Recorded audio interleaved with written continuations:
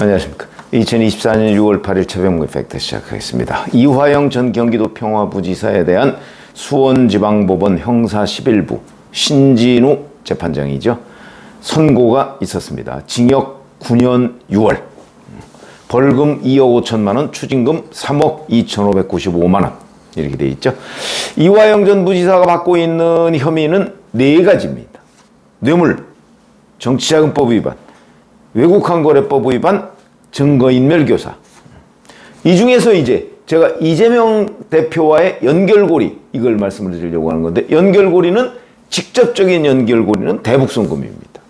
이 중에 뇌물수수나 정치자금법 위반, 증거인멸교사 등은 바로 그 이화영 전 부지사가 쌍방울그룹과의 관계에서 발생한 문제입니다. 그렇기 때문에 이재명 대표와 직접적으로 관련이 있는 건 아니죠. 직접적으로 관련이 있는 건 대북송금. 물론 그것도 쌍방울그룹이 대신 내준 거지만 이화영 전 부지사가 본인을 위해서 이 범죄를 저지른 게 아니고 도지사를 위해서 범죄를 저지른 거거든요. 그렇기 때문에 이 부분은 공범관계가 형성이 됩니다. 자, 이 부분과 관련해서 그래서 제가 연결고리라고 하는데, 이화영의 범죄 혐의 4가지 어제 모두 상당 부분 유죄가 나온, 일부 무죄의 부분이 있습니다.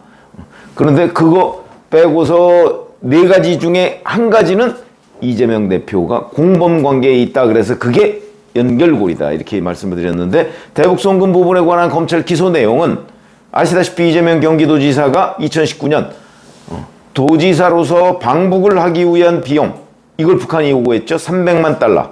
그 다음에 경기도가 북한에 해주기로 했던 스마트팜 사업비, 이걸 안 해주니까 북한이 거기에 대해서 이런저런 불만을 표시하니까 쌍방울이 대신 내준 것 500만 달러 해서 모두 800만 달러를 북한에 제공한 혐의. 이게 이제 제공을 하는데 외국환거래법에 정상적으로 정한 절차에 따라서 지급한 게 아니고 온갖 불법적인 방법을 통해서 지급했다. 그게 이제 검찰의 기소 내용이거든요. 어제 재판부 판단은 이 부분과 관련해서 이렇습니다. 경기도가, 이거는 이재명의 경기도입니다. 경기도가 지급해야 할 스마트팜 사업비와 당시 이재명 지사 방북 비용 등 800만 달러를 쌍방울이 북한 측에 전달한 사실이 인정된다, 이렇게 얘기했습니다. 800만 달러 모두를 전달한 사실이 인정된다. 다만 이 가운데서 환치기 수법으로 건넨 돈을 이제 인정을 안 했습니다. 그건 무슨 얘기냐면, 이게 이런 얘기입니다. 이제 노동당에 꽂히지 않았다, 그 돈이.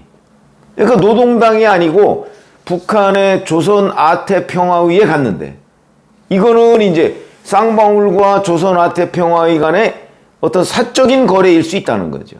이것도 저는 형식 논리라고 보는데, 북한에 민간 분야가 어디 있고 정부 분야가 어디 있습니까? 다 합쳐서 사실상 정부 하나인데, 전체주의 국가인데. 그런데 하여튼 판사는 그렇게 봤습니다. 그래서 이제 쌍방울 그룹과 그 다음에 북한 노동당, 이곳이 아닌 제3자에 해당하는 조선아태평화위원회에 송금된 것까지는 조선노동당이라고 얘기할 수가 없다.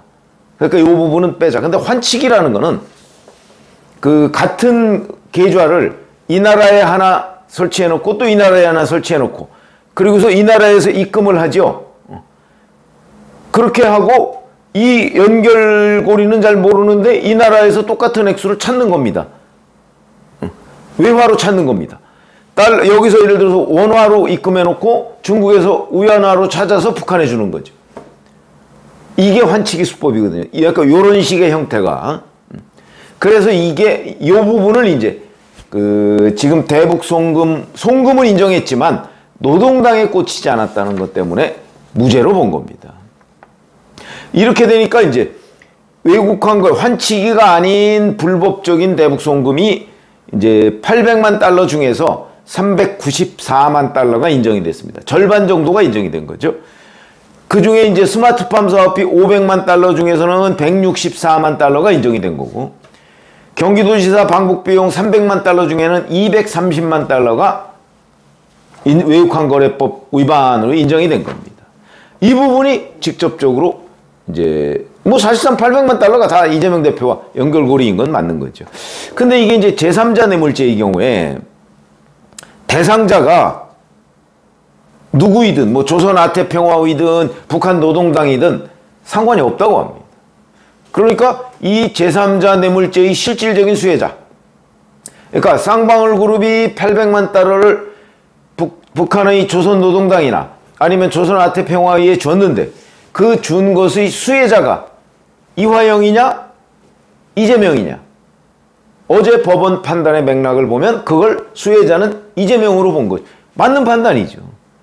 예를 들어서 이재명 경기도지사가 방북하는 게 만약에 현안이 아니라면 쌍방울이 적어도 300만 달러를 북한에 다시 줘야 될 이유는 없거든요. 아마 이화영 전 부지사가 2018년 10월에 북한을 2번 갔는데 그거는 또 별도로 방북 비용을 냈을 겁니다.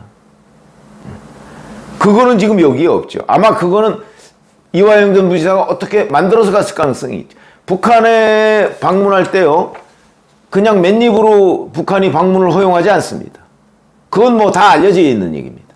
심지어는 북한과 가깝다는 친북적인 인사가 북한을 방문할 때도 자기네들이 진짜 필요한 건 아니면 돈을 받습니다. 뒷돈을 받습니다. 그게 북한의 생리죠. 그렇기 때문에 제3자 뇌물죄의 직접적인 수혜자가 이재명이다. 자, 이렇게 본 거죠. 그러니까 대북 사업을 돕기 위해서 이화영이 경기도 평화부지사에 임명됐고, 그런데 이 사람이 도지사의 뜻에 반해서 북한에 돈을 보냈다? 이 가능성은 없다. 이렇게 어제 재판부가 판단한 겁니다. 아주 옳은 판단이라고 봅니다. 이 제3자 뇌물죄는 성남FC 후원금 의혹, 이거하고 구조가 똑같습니다. 제3자 뇌물죄는 대개 이런 식으로 구조가 똑같습니다. 자, 그런데 이제 여기에 관심을 갖는 분야가 있죠? 그러면 이화영 전 부지사가 이재명 도지사한테 보고를 했느냐 안 했느냐? 작년 6월에 보고를 했고 이재명 경기도지사가 고개를 끄덕였다. 쌍방울이 내주기로 했다는 데 대해서 고개를 끄덕였다. 이렇게 검찰에서 한번 진술한 바가 있죠. 근데 그 이후에 그걸 뒤집었습니다. 번복했습니다. 자, 그러면 이 재판부의 판결문에 과연 이재명 대표에 보고했는지 여부가 나와 있느냐? 그건 나와 있지 않습니다. 그건 이렇게 돼 있습니다. 이재명 대표에게 이재명 경기도지사에게 보고했는지는 이 사건과 무관하다. 그 판단은 피해간 거죠. 왜? 그걸 검찰도 뭐 수사가 제대로 아직 돼 있지 않으니까. 그리고 이화영이 번복을 했기 때문에 요건 또 별도로 따져봐야 될 부분이다. 이런 생각이 드는데 아마 그런 판단으로 보입니다. 근데 판결문의 전체적인 맥락을 보면 아니 이걸 부지사가 지사 모르게 처리했다는 게 말이 돼? 이게 대전제입니다. 그렇기 때문에 보고했는지 여부에 대해서 판사가 판단하지 않았지만 보고를 했을 거라는 대전제 아래 이 판결문이 작성이 됐다. 이렇게 보시면 되는 거죠. 그건 대단히 중요한 것이 이재명 대표를 바로 이 제3자 뇌물죄 공범으로 아마 기소를 할 겁니다. 곧. 지금 동아일보에 보니까 이르면 다음 주 이렇게 얘기합니다. 오늘 토요일입니다. 다음 주면 뭐 그냥 며칠 내로 기소한다는 얘기죠. 이미 그만큼 수사는 다 끝나 있었고요.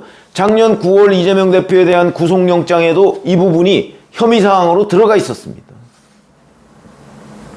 그러면 이재명 대표한테 보고했다는 여러 가지의 정황, 이건 도대체 검찰이 입증할 수 있냐? 이제 이게 앞으로 이재명 대표를 기소했을 경우에 재판에서 다퉈야 될 문제로 보입니다. 이재명 대표는 자기는 구체적인 대북 사업의 현안에 대해서는 몰랐다고 주장을 하거든요. 그런데 검찰이 확보하고 있는 게 어디까지인지는 뭐 분명하게 지금 보도가 나오고 있지 않지만 공식 보고를 여러 차례 했고 무려 이 대북사업과 관련한 부지사의 보고가 작년 구속영장에 보면, 이재명 구속영장에 보면 17차례라고 나옵니다. 뭐 아마 그 이상 보고했겠죠. 북한과 이러저러한 문제가 이렇게 진전될 때마다 부지사가 보고를 했을 겁니다. 이건 부지사가 지사의 일입니다. 지사의 일. 그러니까 지사한테 보고 안 했을 리가 없죠. 그런 거 공식 보고, 결재 뭐 이런 것들을 거쳐서 남긴 경기도에 여러 가지의 공문이 있습니다. 이 공문이 정황 증거가 될 것이다. 이재명 대표 거기에다가 본인 결재를 남긴 것이 대단히 많다. 그렇다면 이재명 대표가 이 연결고리를 벗어날 수가 없다. 이렇게 보는 게 상식이고요. 자, 그러면 이제 아마 이르면 다음 주 불구속 기소한다고 했습니다. 그럼 기소하면 이제 재판으로 넘어가겠죠? 그러면 이제 이재명 대표는 지금 3건의 재판을 받고 있는데, 여기 이제 대북송금 문제까지 하면 4건의 재판을 받고 있는데, 이 대북송금 재판에서는 이재명 대표가 이제 알았느냐 몰랐느냐는 이 문제, 보고를 받았느냐 못 받았느냐는 문제가 대단히 중요한 이제 쟁점으로 등장을 할 것이고요. 이화영 전 부지사가 이 보고했다는 부분을 다시 번복할 가능성은 별로 없어 보입니다. 이화영 전 부지사는 이미 뭐 나는 버린 몸 뭐 이렇게 생각하는 거 아닐까요? 왜냐하면 9년이면 적어도 그 윤석열 정부 임기가 지금 2년 9개월 남았는데, 윤석열 정부 임기 내에 뭐 나올 가능성은 없다. 이게 지금 1심입니다. 이제 2심, 3심을 가야되기 때문에 이화영 전 부지사 2심, 3심, 1심 판결이 나오는데 20개월 걸렸으니까 아마 2심, 3심은 조금 더 당겨질 겁니다. 그거보다는. 그러면 윤석열 정부 임기 내에 이제 확정 판결이 나올 것이고요. 9년 6개월인데 글쎄 아마 뭐 크게 줄어들지 않을 것으로 보입니다. 자, 그렇게 되면 이제 이거와 별도 트랙으로 이재명 대표, 공범 이재명 대표에 대한 그 대북송금 재판이 또 진행이 될 겁니다. 이거는 뭐 이제 이르면 다음 주 그럼 그때 기소해서 뭐 또 공판 준비기일 거치고 어쩌고 하다 보면 2027년 대선까지 이것도 아마 1심 판결 정도는 나오겠지만 확정 판결은 안 나올 가능성이 대단히 높다. 그러나 여하튼 1심 판결이라도 나오면 공범이 확정이 됐고 그 공범이 1심 판결에서 얼마를 받았다. 만약에 이렇게 되면 이 또한 이재명 대표의 직접적인 사법 리스크가 될 것이다. 이렇게 충분히 말씀을 드릴 수가 있습니다. 고맙습니다.